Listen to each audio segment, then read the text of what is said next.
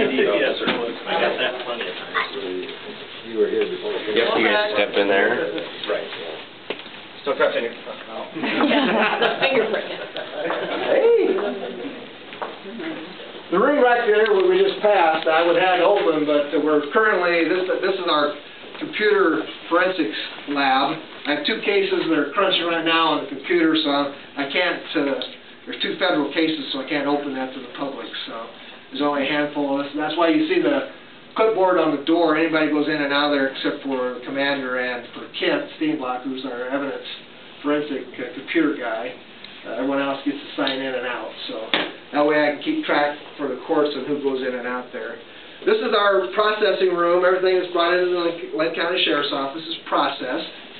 Whether we send it on to the state for further processing, or whether we test it here, or whether we fingerprint it here, this is what we do to, this is the room that we bring it to. Now downstairs, the evidence room, is where the patrolmen bring it in, or detectives that are not in at the time. They just store it real short downstairs. They type it into our BEAST, which is our tracking, evidence tracking system, and as soon as they make a computer program, they hit the button that prints out the evidence label. They stick it on there. My detectives go down during the daytime. It tells them what the detective, or what the patrolman wants the detective to do with that piece of evidence, whether they want it sent to the lab, whether they want us to fingerprint it, whether they want us to super glue it, whether they want us to anhydrine it. If it's paper, we use the anhydrine, because we can take fingerprints off of the paper. This is our airtight chamber, that nice vacuum that throws all the dust and everything up that's from the volcanic ash that we use to powder. We used to not have this. The health department was going to get rid of it. They got a new one, and we decided that we kind of begged them, and then we got it just before the flood. And of course, we haven't had a chance to get it painted yet. So, but we use it a lot, so it's a work in progress. But now all the dust goes up and gets caught in the filter, and they change the filter out.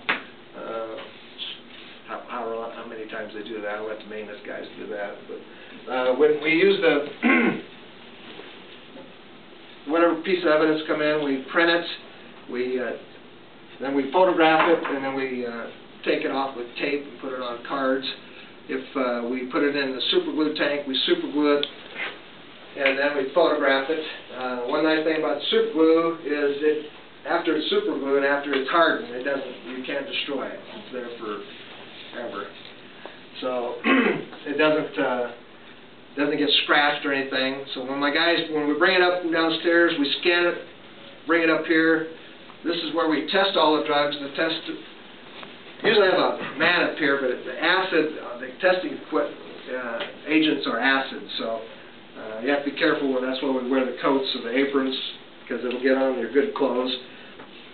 Once we get a presumptive test, the rest of it is then bagged up. We weigh it, and then we document that, put it in the computer, put it in an ITX so the county attorney has access to it, and any other deputy in the department can have access to that. So lets them know where the process is, if it was processed.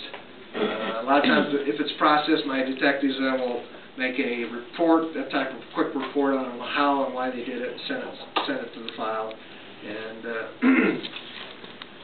so then we come back around over here after the super glue. This is just kind of show some of the stuff that we use out in the field. This is our camera. We use a 10.2 megapixel digital camera with several different types of lenses, wide angle to zoom. Just a small tripod for small scenes. We try to take and photograph any of the casting material. We use a dental cast, which is this material here. Same thing that your dentist uses if you have dentures or partial or whatever. It has a tensile strength after it dries of about 2,600 pounds per square inch, so you can drop it, you can hand it around. Oops. You have to be, luckily this is all done. Always wants to make a liar out of me. Usually when you get it handed And luckily with that, you can just super glue it right Yeah, I back. was So. gonna say. This one's already been used for court, that's why I have it out here. So, and a lot of times, this one we did not use, but we use a tongue compressor inside the middle of it, or we use the fiberglass in the middle, because that's the weakest point, is right across where the insole comes across. So, but we can use a wax for snow. We can use fingerprints, tire prints out of snow, and you can spray that in the snow so that it doesn't melt the track down when you drop in. Because usually the water is not freezing when you go out there. A lot of times what we do is we'll set this in a snow bank for about 3 minutes to cool the water down, and then that will help keep the prints. And what you're trying to get from the prints is distinctive marks or wear marks in the pattern, because as you know, there's probably 1.5 million of these shoe soles that are made in the United States or all over the world, because most of them come from China now. And we have to be able to distinguish that that was the particular shoe or sole that was at the scene at the time, and that's what we're after. So that's how we get it. If it's real dusty and dry out, we use a lacquer dust spray, and then once we get the tire prints or whatever, we can have somebody come in and step on that, or we can drive a car over the top of it, and that gives us our one-to-one. We can photograph it, and then we can make a one-to-one photograph, and then we can do a layover on the top of it, and that shows that when we go to court, that's a particular, at least the style of shoe that the individual is wearing, and then we have to be able to point out the distinguishing marks of why we think it's that. So the snail trap there is for shooting into to capture bullets, so we can get striations, send them to the lab. That's for handguns only. Rifles are much bigger, and we use that at either at the state lab or at Sea Rapids Police Department. This is the anhydrous. This is where we spray the clear anhydrous on. It's a chemical that we spray, and then it turns purple, and it shows us the prints on any type of envelope that or piece of paper or document that we're trying to get fingerprints off of. It takes about an hour to an hour and a half to process. And that stuff is very nasty, so it's got a filter on it, so that and it's timed. After 500 hours, we have to replace the filter. It costs about $1,200 for that filter. But it's very necessary to keep my guys' lungs nice, and it keeps the girls from complaining about the stink when it comes down out the hall. So this is our microscope that we use for testing hair, any other fragments of information or evidence that we need to look closer at, to see if there's any tool marks. We get it has an SD card right here. We just push in, and it takes a picture of it. And we just reach down here and push the picture, and it takes a picture of it. And then we just download it on the computer, and we can email it to the county attorney, or put it in ITX where all of the criminal files go, and they're accessible for sworn personnel or my secretaries, or to the county attorney's office.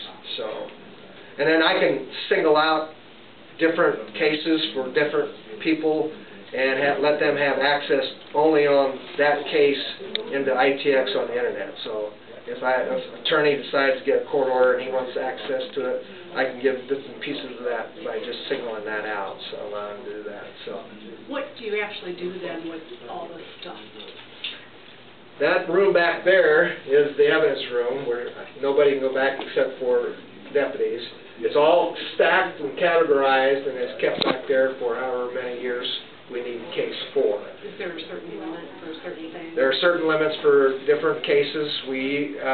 Most of your cases that are under a felony we keep for 3 years. If somebody doesn't claim it, then we have to post it and put it in a paper or deem it as abandoned property, and then we get a court order to get it destroyed. So then we just, our evidence guy comes to me and says, this is how much stuff that we have to destroy. I sign off on it.